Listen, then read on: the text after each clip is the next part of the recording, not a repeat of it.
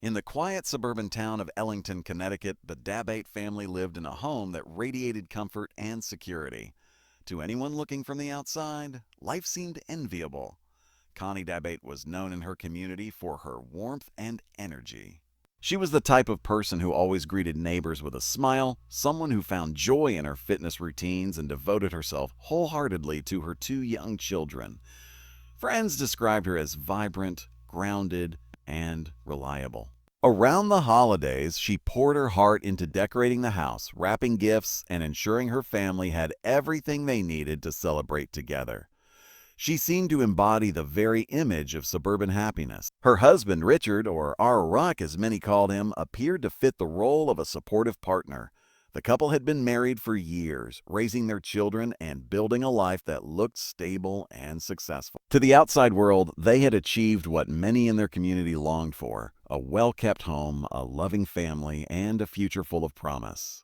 At neighborhood gatherings, the Dabates blended easily with others, presenting the picture of normalcy. People saw nothing unusual in their interactions and certainly had no reason to believe there was trouble brewing beneath the surface.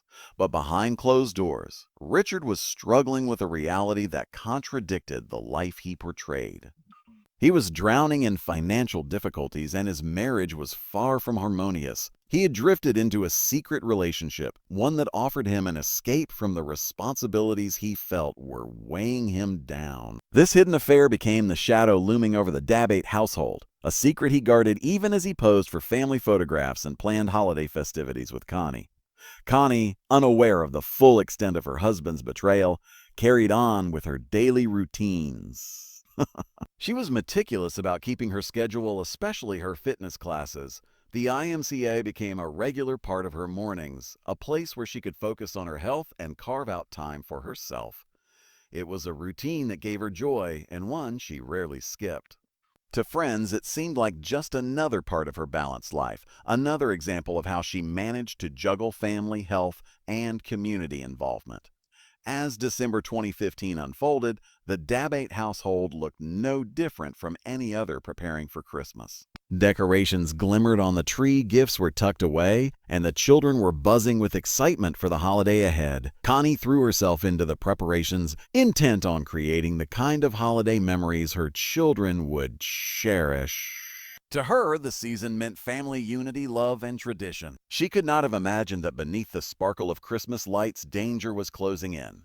On the morning of December 23, 2015, she dressed for her regular fitness class and left home, unaware that she was stepping into the final day of her life. To those who saw her that morning, nothing seemed out of place. She was simply following her usual routine, full of energy and purpose.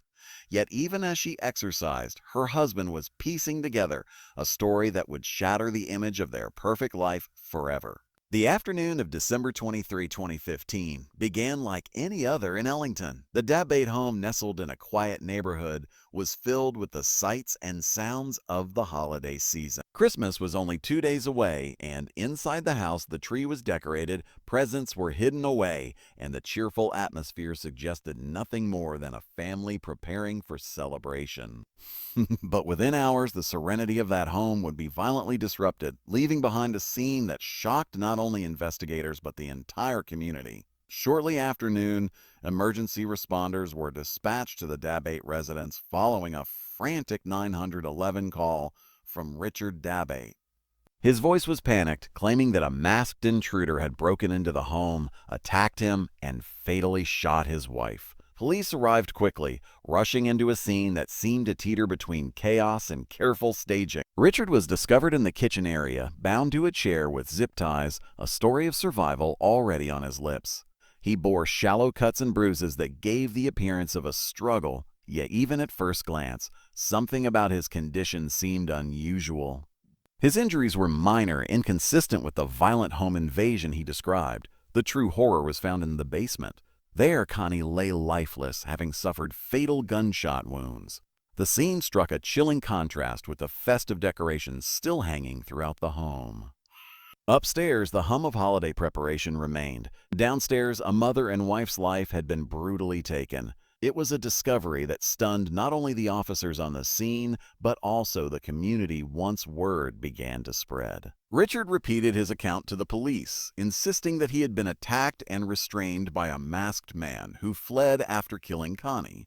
He painted a picture of a terrifying midday invasion in what was known to be a safe, family-friendly neighborhood. It was a story that, on the surface, carried enough drama and fear to be plausible, but investigators quickly began noting inconsistencies. The first question was simple. Why would a random intruder strike in broad daylight in a quiet suburb and leave the husband alive while murdering the wife? As police examined the house, the scene became even harder to believe. Nothing appeared to have been stolen. There were no signs of forced entry. The rooms, other than where Connie was found, looked almost untouched. It was as though someone had tried to create the image of a crime without understanding the finer details that make an invasion convincing. Neighbors were questioned, but no one reported seeing strangers around the house that day. The lack of witnesses in a neighborhood where people often looked out for one another only deepened suspicion. While Richard continued to frame himself as a survivor of a horrific attack, investigators quietly began considering another possibility, that the very man tied to the chair might have orchestrated the tragedy himself. What unfolded inside the Dabate home that afternoon became the foundation for a tangled investigation, one where appearances could no longer be trusted and every detail had to be scrutinized for hidden truth. Detectives knew from the start that Richard's story would need to be tested against hard evidence. In a modern investigation, technology often speaks louder than words, and in this case, it became the key to unraveling the truth. The Dabate home, Connie's routines, and even the smallest electronic devices carried data that could be pieced together to form a timeline. What investigators uncovered would change the direction of the case entirely. Connie had left her home that morning to attend her regular fitness class at the Skia, a routine she rarely missed. She wore her Fitbit, a small device she used to track her steps and exercise. For most people, such a gadget is just a way to stay healthy, but for investigators, it became the silent witness to her final hours. According to Richard, Connie had returned home, and soon after, a masked intruder had entered, tied him up, and killed her. His story suggested that her death happened quickly, leaving little room for movement or activity. But when detectives examined the Fitbit records, they found data that contradicted his version entirely. The tracker showed Connie walking thousands of steps inside the home well after Richard claimed she had been killed. At the very time he said she was already lying dead in the basement, she was moving through different rooms. The steps painted a vivid picture. Connie had been alive for over an hour beyond the moment her husband insisted the crime had occurred. This discovery shattered the foundation of his story, revealing the first undeniable sign that Richard had been lying. The Fitbit was only the beginning. Investigators dug into emails, text messages, and social media accounts. Richard's digital footprint told a very different tale from the one he shared with police. He had been engaged in a long-term affair with another woman, promising her that he would leave his wife and start a new life. In their conversations, he described plans for the future that excluded Connie altogether. At the same time, financial records showed he was under mounting pressure, juggling debts and relying heavily on his wife's income. To prosecutors, the motive was becoming clearer with every passing day. By eliminating Connie, he could rid himself of the life he no longer wanted, collect insurance money, and pursue his relationship freely. The home itself also betrayed Richard's claims. The so-called break-in bore no signs of forced entry, no ransacked rooms, and no missing valuables. Even the bindings he wore seemed suspicious. Experts pointed out that his injuries were superficial, more consistent with self-inflicted wounds than with the brutal attack he described. The more the evidence piled up, the less believable his story became. Technology had pulled back the curtain on Richard's carefully crafted lie. What began as a tale of a mysterious intruder was quickly transforming into the story of a husband staging a crime to hide a far darker truth. Piece by piece, the facade was crumbling, leaving behind a timeline built not on words, but on the digital traces Connie and Richard left behind.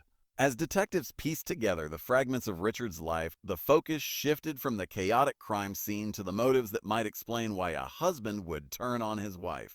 The more they uncovered, the clearer it became that betrayal sat at the heart of the case. Beneath the image of a happy family man, Richard was entangled in financial pressures and living a secret life that pulled him further away from the role of a devoted husband.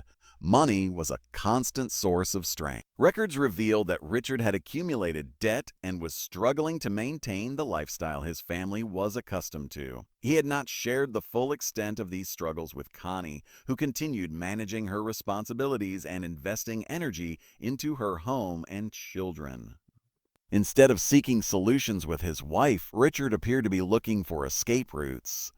He had taken out life insurance policies that promised a large payout if Connie were no longer alive. To investigators, this was not a coincidence, but rather a sign of careful planning, a financial safety net tied directly to her death. The affair provided another motive that was harder to ignore. Richard had been involved with another woman for an extended period, weaving a narrative for her about how his marriage was ending. In messages and conversations, he promised a future where the two of them would start fresh, free from the complications of his current life. To keep the relationship alive, he painted himself as a man trapped in a loveless marriage, omitting the truth about Connie's commitment and the family they had built together.